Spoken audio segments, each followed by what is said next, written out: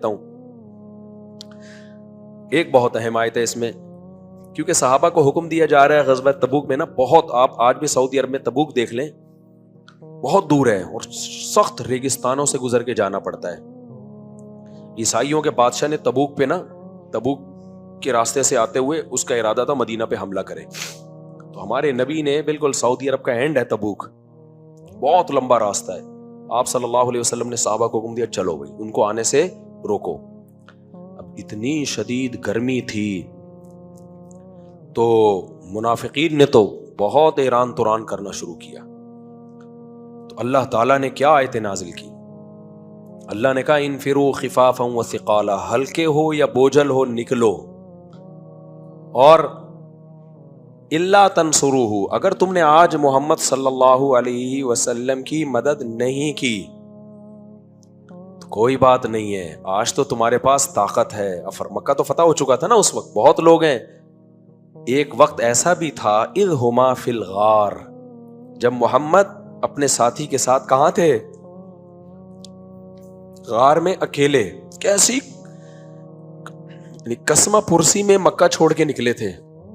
آج تو بڑی فوج ہے بھائی، تو اللہ کہہ رہے آج مدد کرو۔ اللہ تمہیں اس لیے نہیں کہہ رہا اللہ تمہاری مدد کا محتاج ہے، اللہ تمہیں بھی آزمانا چاہتا ہے نا۔ اللہ اسلام کو مٹنے دنیا سے نہیں دے گا، ورنہ مٹنا تھا تو اس وقت مٹ جاتا نا۔ تو اذ ہما فی الغار، فرمایا اس وقت کو یاد کرو جب یہ دونوں کس میں تھے؟ غار میں۔ اتنی بڑی فضیلت ہے نا یہ حضرت ابو بکر رضی اللہ تعالیٰ عنہ کی۔ اللہ نے ابو بکر کو پوری امت سے الگ کر کے یعنی پیش کیا ہے۔ پوری امت کو اللہ دھمکی دے رہے ہیں، ابو بکر کو دھمکی نہیں دے رہے۔ سمجھ میں آ رہی ہے بات؟ یعنی اللہ پوری امت کو دھمکی دے رہے ہیں کوئی بھی مدد نہ کرے، تو اللہ نے اس وقت مدد کی جب یہ دونوں کہاں تھے؟ غار میں۔ اس کا مطلب یہ دھمکی میں ابو بکر شامل نہیں ہے۔ اللہ کہتے ہیں اس وقت اللہ نے ابو بکر کے ذریعے مدد کی ہے۔ اذ ہما فی الغار اذ یقول لصاحبہ، جب محمد صلی اللہ علیہ وسلم اپنے صاحب کے لیے، صاحب کسے کہتے ہیں؟ دوست، ساتھی، ساتھ رہنے والا۔ اس آیت کی روشنی میں علماء نے لکھا ہے کہ اگر کوئی شخص ابو بکر کی صحابیت کا انکار کرے وہ کافر ہے، اسلام سے خارج ہے، کیونکہ اللہ نے تو سب صحابہ کو صحابہ کہا ہے، انفرادی طور پر صرف ابو بکر کے لیے صاحب کا لفظ استعمال کیا، الگ سے ابو بکر کے لیے استعمال کیا۔ اذ یقول لصاحبہ، جب وہ اپنے صاحب سے کہہ رہے تھے لا تحزن، آپ غم نہ کریں۔ مشرکین نے گھیر لیا تھا نا چاروں طرف سے، اب ڈر تھا بھائی اندر جھانکیں گے یہ تو پکڑے جائیں گے ہم، تو آپ ابو بکر سے کہہ رہے تھے لا تحزن، آپ غم نہ کرو۔ آپ کو پتا ہے ابو بکر کو اپنا غم نہیں تھا، ابو بکر کو کس کا غم تھا؟ محمد صلی اللہ علیہ وسلم کا غم تھا۔ اگر آپ انبیاء کی سیرت اٹھا کے دیکھیں کہ ان کو کیسے کیسے لوگ ملے، اور پھر نبی کی سیرت اٹھا کے دیکھیں کہ ان کو ابو بکر جیسے لوگ ملے، تو آپ کے دل میں صحابہ کی فضیلت بیٹھے گی۔ بنی اسرائیل جب پھنسے تھے نا، بنی اسرائیل پہ بھی ایسا موقع آیا تھا، پتہ ہے آپ کو؟ جب آگے دریا تھا، پیچھے فرعون، یہی سچویشن تھی یا نہیں تھی؟ بھاگنے کا کوئی راستہ نہیں ہے، فرعون کی فوج نے چاروں طرف سے گھیر لیا، تو بنی اسرائیل نے پتہ ہے کیا کہا تھا؟ انا لمدرکون، ہم مارے گئے۔ تو ہونا یہ چاہیے تھا کہ ابو بکر بھی یہ کہتے ہم مارے گئے، لیکن ابو بکر نے یہاں یہ نہیں کہا، غمزدہ ہوئے۔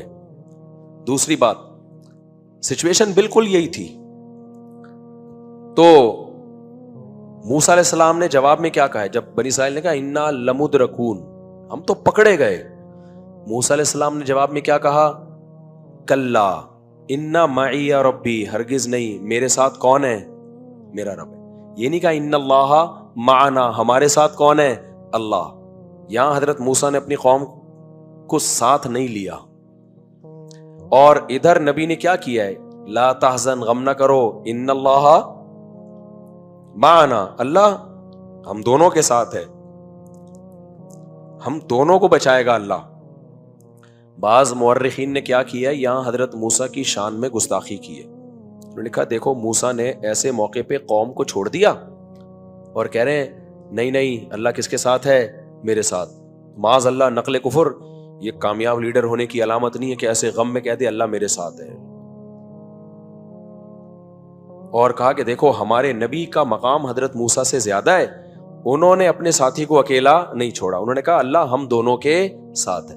حضرت مولانا اشرف علی تھانوی رحمۃ اللہ علیہ کو نا اللہ نے بڑی غیر معمولی ذہانت دی, انہوں نے اس مورخ کی کلاس لی ہے. انہوں نے کہا پیغمبر میں سارے پیغمبر کامل ہیں, پیغمبر میں کوئی نقص نہیں ہوتا, پیغمبر اپنی قوم کے لیڈر ہوتے ہیں اور اپنے سے زیادہ اپنی قوم کا خیال کرتے ہیں. سمجھ رہے ہو؟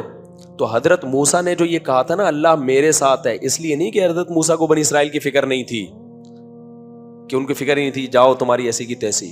حضرت موسیٰ کو جو قوم ملی تھی نا, ان کی حرکتوں کی وجہ سے موسیٰ کو ڈر تھا کہ پتہ نہیں یہ اللہ ان کو بچائے گا کہ بھی نہیں بچائے گا, تو بات وہ کرو جو بعد میں جھوٹی ثابت نہ ہو. کیونکہ اگر میں نے کہہ دیا اللہ ہم سب کے ساتھ ہے, بعد میں یہ مارے گئے میں بچ گیا, تو عالم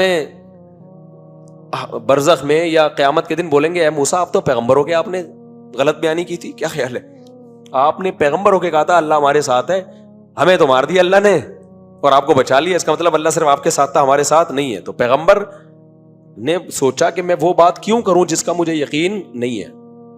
اب حضرت موسیٰ کو یقین کیوں نہیں تھا کہ بھئی اللہ ان کو بھی بچائے گا, اس لیے یقین نہیں تھا.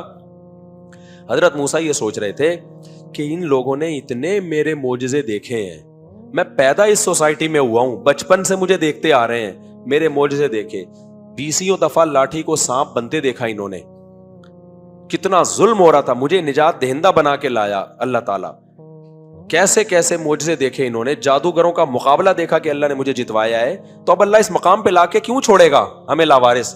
اگر اللہ نے ہمیں ڈبونا ہی ہوتا تو یہ ساری مدد تھوڑی کرتا اللہ ہماری.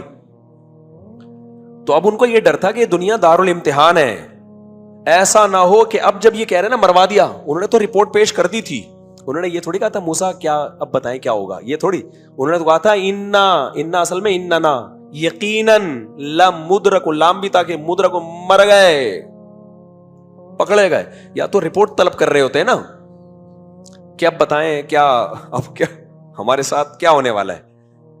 انہوں نے تو کہا تھا مر گئے, بس برباد کر, گویا کہ بزبان حال موسیٰ علیہ السلام کو کہہ رہے ہیں کہ آپ نے مروایا ہے, راتوں رات ہمیں مصر سے نکالنے کی کیا ضرورت تھی, آپ کو بیٹھے تھے, ظلم ہو رہا تھا, کسی پر ہو رہا تھا, کوئی بچا ہوا تھا, کوئی چھپڑ میں کہیں چھپکے سے جا کے نماز پڑھ لیتے تھے, اس سے تو بہتر ہی تھے نا کم از کم. یہ تو آپ نے ہمیں کہا راتوں رات, اللہ نے کہا نکلو, ہم نکل گئے, اور یہ اس لیے لائے تھے آپ اس سلسلے میں ہمیں, ہے بھائی آپ ہمیں یہاں اس سلسلے میں لے کر آئے تھے.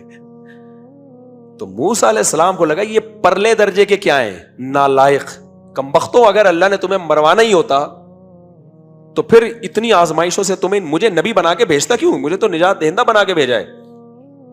اس لیے حضرت موسیٰ نے اس بارے میں وہی بات کی جو ان کے دل میں تھی, تمہارا پتہ نہیں مجھے اللہ کیا کرے گا, بچائے گا, تمہارا اپنی رپورٹ نہیں ہے. یہ بھی نہیں کہا کہ مروائے گا تمہیں, اور یہ بھی نہیں کہا کہ بچائے گا. تو بالکل صحیح کہا تھا انہوں نے, کیونکہ لیڈر میں جہاں بہت ساری خصوصیت ہوتی ہیں, قوم بھی تو ہونا, بعض دفعہ لیڈر بڑا خاندانی ہوتا ہے, قوم اس قابل نہیں ہوتی کہ اس کو ایسا خاندانی لیڈر ملے, تو سب تالی ایک ہاتھ سے تھوڑی بچتی ہے.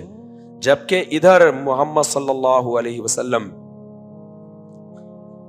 نبی کے ساتھ جو ابو بکر تھے, آپ کو یقین تھا کہ پہلے دن سے یہ کس کے ساتھ کھڑے ہیں, میرے ساتھ.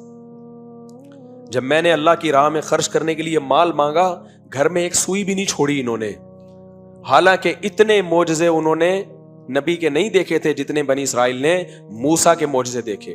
اتنا ٹائم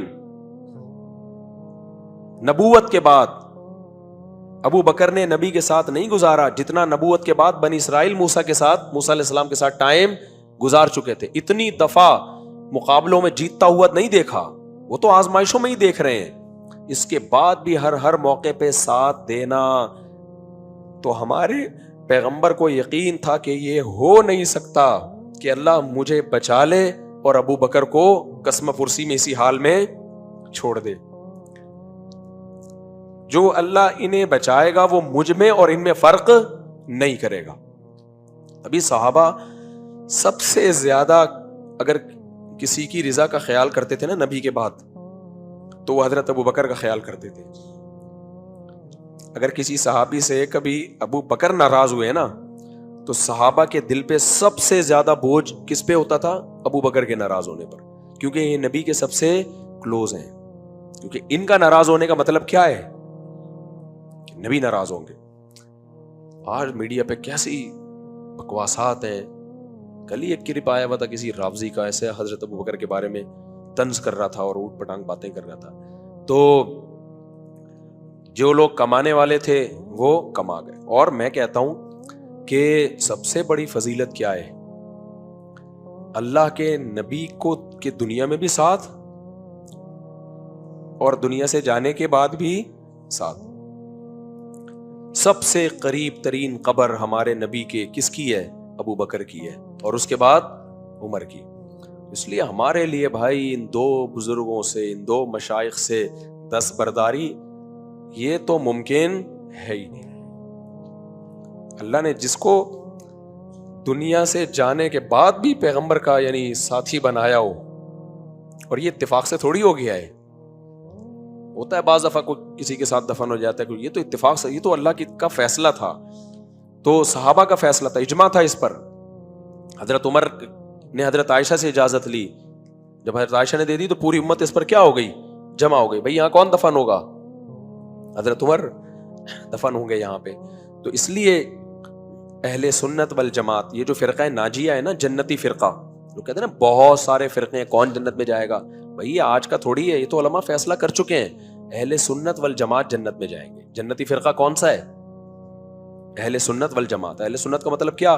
قرآن کی وہ تشریح جو سنت سے ملتی ہو. اور جماعت کا مطلب کیا؟ سنت کی وہ تشریح جو صحابہ سے ملتی ہو. جماعت سے صحابہ مراد ہیں. آپ قرآن و حدیث کی وہ تشریح جو صحابہ نے عمل نہیں کیا، نہیں مانتے ہم اس کو. تشریحات کے نام پہ تو بہت کچھ آ سکتا ہے، صحابہ کو دکھاؤ کیا کہتے تھے اس کے بارے میں. تو نبی صلی اللہ علیہ وسلم نے جنتی فرقے کی علامت بتائی، ما انا علیہ و اصحابی، جو میرے اور صحابہ کے طریقے پر ہوگا. تو اس لیے نبی سے سنت اور صحابہ کا مطلب جماعت. تو اس لیے جو جنتی فرقہ تھا علماء نے اس کو نام کیا دیا؟ اہل سنت والجماعت. پھر ان میں فروعی اختلاف ہیں، اس سے کوئی فرق نہیں پڑتا، وہ صحابہ میں بھی موجود تھے. رفع الیدین کرنا نہیں کرنا، زور سے ہم، یہ شروع سے ہی چل رہا ہے، لیکن پھڈا نہیں تھا، پھڈے اب شروع ہوئے. خیر، تو اب کیا ہے؟ تو اہل سنت والجماعت کے عقیدوں سے اگر کوئی انحراف کرتا ہے تو وہ گمراہ لوگوں میں شامل ہے. العقیدۃ الطحاویہ کتاب ہے جس پر اہل سنت والجماعت کے تمام مکاتب فکر کا اتفاق ہے. امام طحاوی حنفی عالم تھے، عقیدے کی کتاب لکھی انہوں نے سب سے پہلے، جو دنیا میں رائج ہونے والی کتابوں میں سب سے پہلی تھے حنفی، لیکن جو عقائد لکھے انہوں نے وہ سب اہل سنت والجماعت کے متفقہ عقائد ہیں. سعودی عرب کی یونیورسٹی میں پڑھائی جاتی ہے ہر جگہ، تو آپ بھی وہ گھر میں رکھیں. تو اس کتاب میں ہے، پوری سب کا اس پر اتفاق ہے کہ بھائی ہم تمام پیغمبروں کے بعد سب سے اس انسانیت میں آدم علیہ السلام سے لے کر قیامت تک جتنے انسان پیدا ہوں گے ان میں انبیاء کے بعد سب سے افضل مقام کس کا ہے؟ حضرت ابو بکر کا. یہ اہل سنت والجماعت کا اجماعی عقیدہ ہے. اجماع کا مطلب کیا ہے؟ اب جتنے بھی دلائل کا انبار لگا دو وہ دلائل سنے ہی نہیں جائیں گے. میں نے کل بھی بیان میں بات کہی تھی نا، یہ پرسوں کہی تھی شاید، کہ جب ایک مسئلے پر ایک دفعہ اجماع ہو جائے نا، اب اس سے انحراف جائز نہیں ہے، چاہے کسی بھی زمانے میں ہو. کیونکہ حدیث میں آتا ہے میری امت کبھی بھی گمراہی پہ جمع نہیں ہوگی، جمع نہیں ہو سکتی. اہل سنت والجماعت گمراہی پہ جمع نہیں ہو سکتے. تو سب کا یہ اہل سنت والجماعت کا عقیدہ ہے. تو یہ اجماعی عقیدہ ہے کہ انبیاء کے بعد سب سے بڑا مقام کس کا ہے؟ ابو بکر. پھر کس کا ہے؟ عمر کا. پھر حضرت عثمان، پھر حضرت علی. اور یہ بھی عقیدہ ہے اہل سنت والجماعت کا کہ یہ چار تو سب سے افضل ہیں، لیکن کوئی بھی صحابی جس کا صحابی ہونا ثابت ہو جائے ان کی شان میں کسی بھی قسم کی توہین جائز نہیں ہے. سمجھتے ہو؟ اگر ان سے واضح کوئی گناہ ہوا ہے تو یہ کہا جائے گا اللہ نے ان کو توبہ کی توفیق دے دی یا ان کو سزا دے کے معاف کر دیا. اور اگر واضح گناہ نہیں ہے تو وہ ان کا سیاسی اور اجتہادی اختلاف ہے، جس کے بارے میں نبی نے فرمایا جب کوئی مجتہد اجتہاد کرتا ہے اگر درست نتیجے تک پہنچے 2 اجر ملتے ہیں، درست نتیجے تک نہ پہنچے تو ایک اجر ملتا ہے. یہی وجہ ہے کہ اہل سنت والجماعت کا یہ بھی اجماعی عقیدہ ہے کہ سیدنا علی اور سیدنا معاویہ کے درمیان جو اختلافات تھے چاہے وہ جنگی ہی ہوئی ہے لیکن وہ جنگ سیاسی بنیادوں پہ تھی, وہ حکومت کی لالچ اور کرسی کی لالچ میں نہیں تھی. حق اس میں علی کے ساتھ تھا رضی اللہ عنہ, لیکن حضرت معاویہ اجتہادی غلطی پر تھے. وہ سمجھ رہے تھے کہ میں حق پر ہوں. یہ سمجھنے میں ان سے کیا ہوئی ہے, غلطی ہوئی. اگر ان کو یقین ہوتا نا کہ میں غلط ہوں تو کبھی بھی نہ لڑتے, کیونکہ اگر پھر بھی لڑتے تو فاسق فاجر ہوتے. پھر وہ مسلم میں حدیثیں لینا جائز نہیں ہوتا, کیونکہ فاسق کی حدیثیں, اور فاسق بھی اتنا بڑا جو داماد رسول کے خلاف تلوار اٹھائے بھائی, یعنی کہ ایسا تضاد بیانی ہے یا نہیں ہے آج کل جو لوگ بیان کر رہے ہیں. ایک طرف ان کو فاسق مان رہے ہیں اور کہہ رہے ہیں ظالم تھے اور یوں تھے اور وہ تھے. جب ہم کہتے ہیں پھر بخاری مسلم ہر حدیث کی کتاب میں ان سے حدیثیں کیوں لی گئی ہیں, تو فوراً پیترا بدلتے ہیں. ابے وہ والے فاسق نہیں تھے, پھر کون سے والے فاسق تھے یار؟ شراب پینے سے بڑا فسق ہے یہ کہ خلیفہ وقت کے خلاف تلوار اٹھانا یا داماد رسول کے خلاف تلوار اٹھانا. لیکن اگر ہم یہ کہتے ہیں کہ وہ تلوار داماد کے خلاف نہیں تھی, وہ قاتلین عثمان کا قصاص لینے کے لیے حکومت پہ دباؤ ڈالنا تھا اور دفاع میں تھی. پہل تو حضرت معاویہ نے کی نہیں ہے نا, سیدنا علی نے پہل کی ہے نا خلاف بیعت پر مجبور کرنے کے لیے. وہ دفاع میں تھی, اور دفاع میں بھی اس لیے تھی کہ حکومت پہ کیا کیا جائے, دباؤ ڈالا جائے. بس آخری بات کر کے اپنے بیان کو ختم کرتا ہوں. میں آج آپ لوگ سے کہتا ہوں, جن لوگوں کو حضرت علی اور معاویہ کا یہ مسئلہ سمجھ میں نہیں آتا, آج اگر یہ سیم سچویشن ہو جائے تو بھی وہی اختلاف ہوگا جو پہلے ہوا تھا. آج مسلمانوں کا کوئی خلیفہ ہو, کچھ باقی لوگ اس کو گھیر کے ختم کر دیں, قتل کر دیں, نیا خلیفہ آئے اور وہ قاتلوں کو پکڑ نہ رہا ہو, کوئی بھی وجہ ہو کہ بھئی سورش ہوگی یا ہوگی, تو کیا ساری دنیا کے سارے مسلمانوں کو یہ بات سمجھ میں آ جائے گی؟ بہت سے ملک میں سورش برپا ہوگی کہ نہیں بھائی خلیفہ کو قتل کیا گیا ہے تو نیا خلیفہ پہلے قاتلوں کو لٹکائے. آج بھی سیم سچویشن وہ ہو جائے نا تو آج بھی یہی ہوگا. تو یہ نیچرل ہے, ایسے موقع پہ اختلاف ہوتا ہے. تو اس اختلاف کے ذمہ دار نہ سیدنا علی ہیں نہ حضرت معاویہ ہیں, وہ لوگ خوارج ہیں جنہوں نے حضرت عثمان کو شہید کر کے امت کو اس جنگ میں ڈالا ہے. سمجھتے ہو کہ نہیں سمجھتے؟ اور پھر کمال کی بات یہ, جب حضرت حسن نے حضرت معاویہ کے ہاتھ پہ بیعت کر کے جنگ کا اور قصہ ہی ختم کر دیا, اور بڑے زبردست طریقے سے پھر حضرت معاویہ نے اپنے دور میں حکومت کی ہے, تو جب یہ جنگ ختم ہو گئی پھر کیوں بار بار اچھال رہے ہو اس بات کو؟ تو اس سے صاف پتہ چلتا ہے کہ ان لوگوں کی نظر میں تحقیق وحقیق نہیں ہے, صحابہ کا بغض ہے. جب ہم حضرت معاویہ کے حق میں بات کرتے ہیں تو ہمیں ناصبی کہنا شروع کر دیتے ہیں, اور جب ہم سیدنا علی کے فضائل بیان کرتے ہیں تو ہمیں رافضی کہنا شروع کر دیتے ہیں. بھائی ہم حضرت علی کو بھی مانتے ہیں, جو ناصبی ہیں وہ سیدنا علی کو تھوڑی مانتے ہیں. وہ ہم تو 100 دفعہ کہتے ہیں کہ حضرت علی کا مقام حضرت معاویہ سے تھوڑا نہیں بلکہ بہت زیادہ بلند ہے. تو ناصبی کہاں سے ہو گئے؟ ناصبی تو حضرت علی کو مانتے ہی نہیں, تو غلط مانتے. اور ہم یہ بھی کہتے ہیں حق کس کے ساتھ تھا؟ علی. کیوں؟ خلیفہ جو بھی ہو بھائی, ان کے خلاف اگر وہ بالفرض آپ کا مطالبہ ٹھیک بھی ہے تو بھی یہ خلیفہ کے لیے کو حق حاصل ہے کہ وہ یہ فیصلہ کرے, کیونکہ جتنی نظر خلیفہ کی ہوتی ہے وہ کسی اور کی نہیں ہوتی. اور پھر بہت سارے صحابہ حضرت معاویہ کے ساتھ تھے. اگر ہم ان کو کہتے ہیں کہ فاسق تھے اور 100% غلطی پر تھے, تو پھر تو بھائی وہ سب کو ایک پوری فہرست ہے جن کو آپ کو غلط قرار دینا. شروع میں تو حضرت عائشہ بھی حضرت معاویہ کے ساتھ تھی. تو اس لیے اس میں اہل سنت والجماعت کی رائے بڑی اعتدال والی ہے. وہ یہ حق علی کے ساتھ تھا, معاویہ رضی اللہ تعالیٰ عنہ غلطی پر تھے, مگر وہ غلطی اجتہادی غلطی. ہاں اہل سنت میں اگر کسی نے اس کے خلاف کچھ لکھا ہے تو اس کو اٹھا کے دیوار پہ مار دیا جائے گا. وہ قابل قبول, اس کو کہتے ہیں تفردات ہوتے ہیں نا کچھ لوگوں کے, پوری امت سے ہٹ کے نئی رائے لے آئے, وہ قابل اعتماد نہیں ہے. سمجھتے ہو کہ نہیں سمجھتے؟ تو اللہ تعالیٰ سمجھنے کی عمل کی توفیق